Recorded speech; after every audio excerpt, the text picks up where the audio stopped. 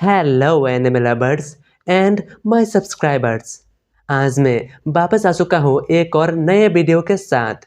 आज मैं एक्सप्लेन करूँगा एज ऑफ टेरर की आगे की कहानी को। कहानी के शुरुआत में हम देखते हैं लिन फैन, लैंग और यू को, जो कि उन तीनों घोस्ट मास्टर के सामने खड़ा हुआ था। जहाँ पर लिन फैन को उनसे पता चलता है कि वो लोग साल 2135 में नहीं बल्कि साल 2136 में है। ये देखकर लिन फैन हैरान होता है और वो उनसे पूछता है, क्या ये साल 2135 नहीं बल्कि 2136 है? लेकिन ऐसा कैसे हो सकता है? एक सेकंड, कहीं लोन टेम्पल के अंदर का टाइम और बाहर का टाइम अलग तरीके से तो नहीं चलता? हम लोग तो बस लोन टेम्पल के अंदर कुछ ही दिन बिताए थे, लेकिन बाहर की टाइम के हिसाब से 1 साल और 3 महीने बीत चुके हैं।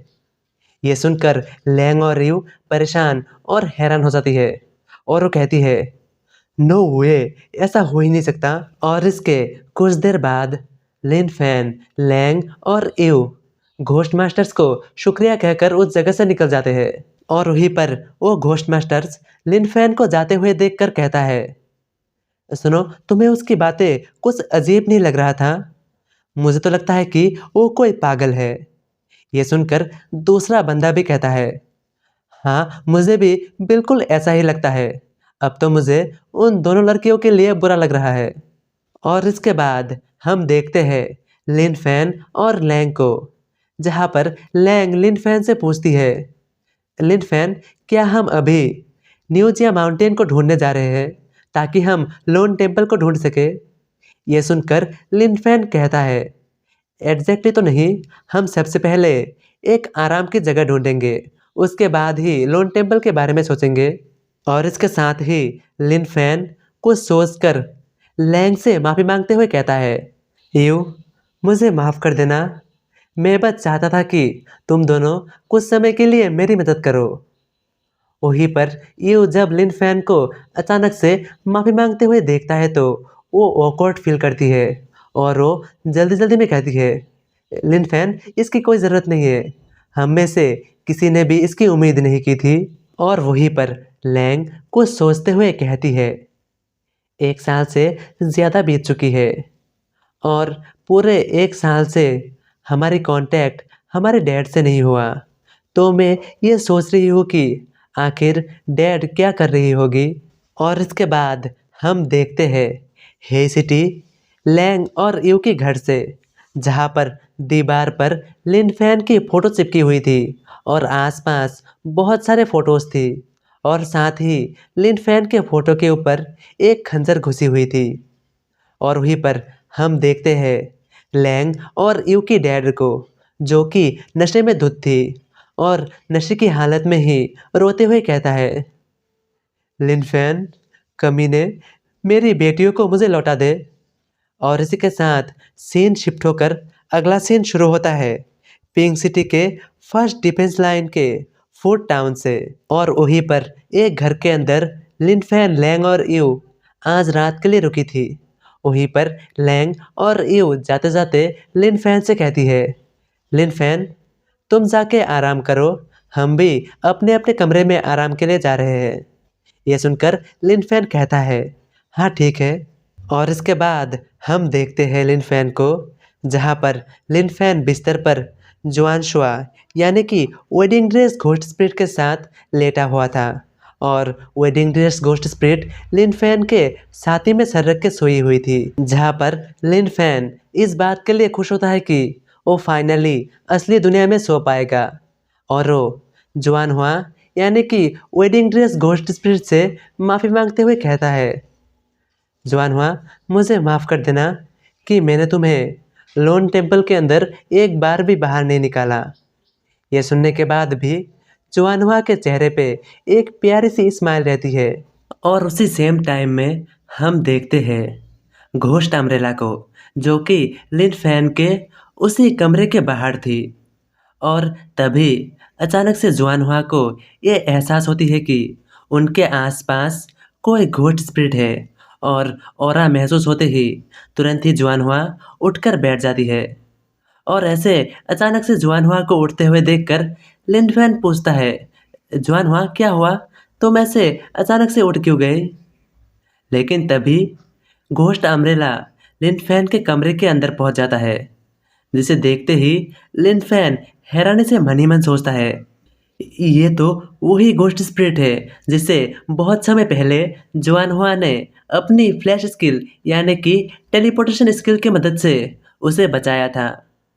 लेकिन तभी घोस्ट अम्ब्रेला अपनी एक स्किल ओपन करती है, जिस वजह से आसपास तेज रोशनी चमकता है और लिनफेन जब अपनी आंख खोलता है तो उसके सामने एक बहुत बड़ा घोस्ट टेरिटरी होता है, जो कि घोस्ट अम्ब्रेला की ही घोस्ट टेरिटरी होता है, जिसे देखकर लिनफेन मन ही मन सोचता है, यार ये कितना बड़ा है।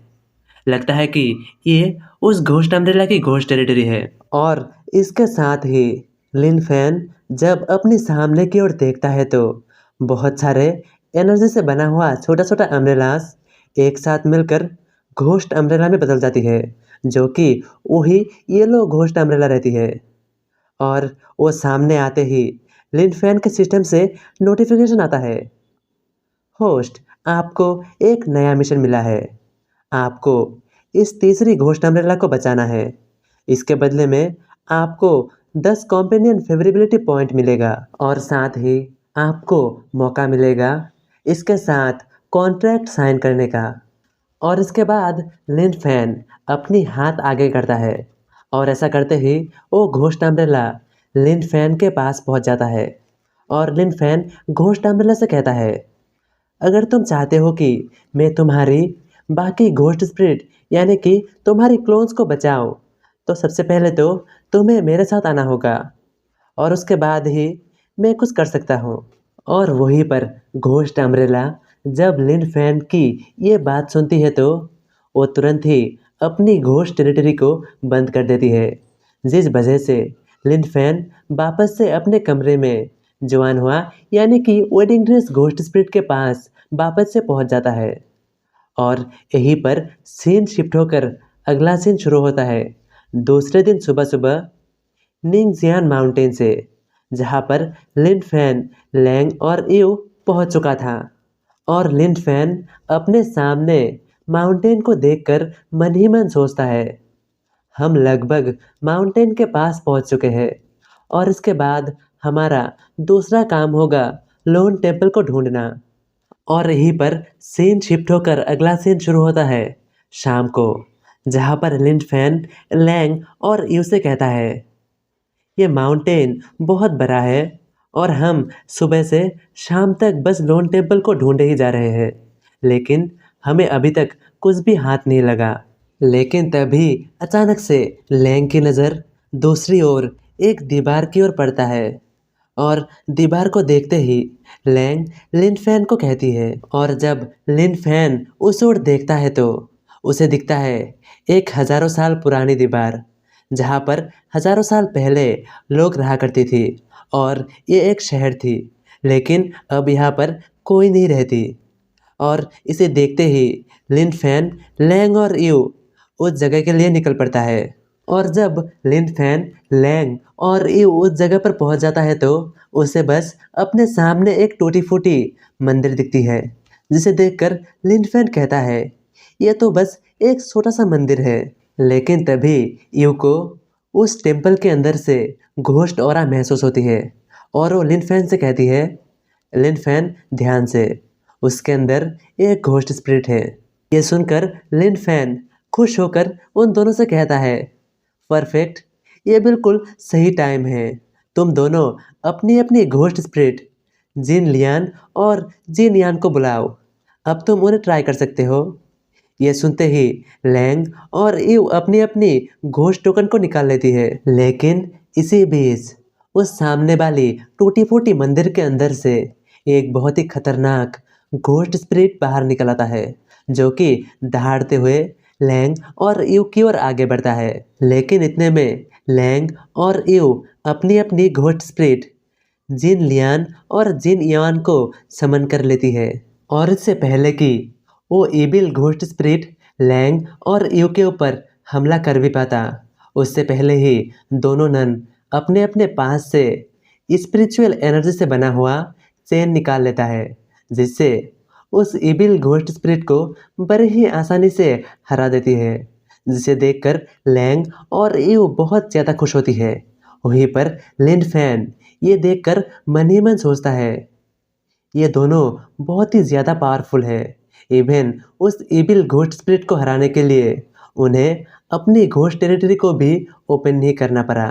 शायद से ये दोनों ए रैंक का या फिर एस रैंक का हो सकता है। और इसके बाद लैंग और ईव आगे बढ़ के दोनों नन से बातें करने की कोशिश करती है, लेकिन दोनों नन दूसरी ओर मुड़ के जाने लग जाती है, जिन्हें देखकर लैंग और ईव को कुछ समझ नहीं आती, जिस वजह से लैंग लिन फैन की ओर मुड़ के देखती है।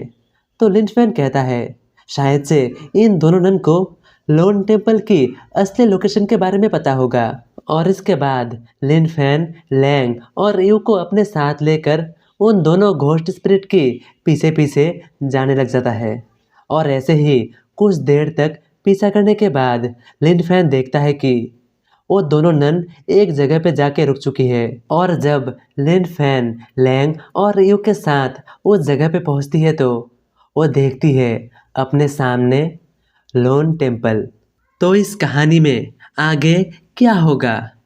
क्या ये लोन टेम्पल लिन फैन की ज़िंदगी और इस कहानी में कोई नई मोड़ लाएगी, या फिर लिन फैन को सामना करना होगा किसी एक बड़ी मुसीबत का? इन सभी सवालों का जवाब जानने के लिए देखते रहिए आगे आने वाले एपिसोड्स। मैं मिलता हूँ अगले किसी वीडियो के साथ।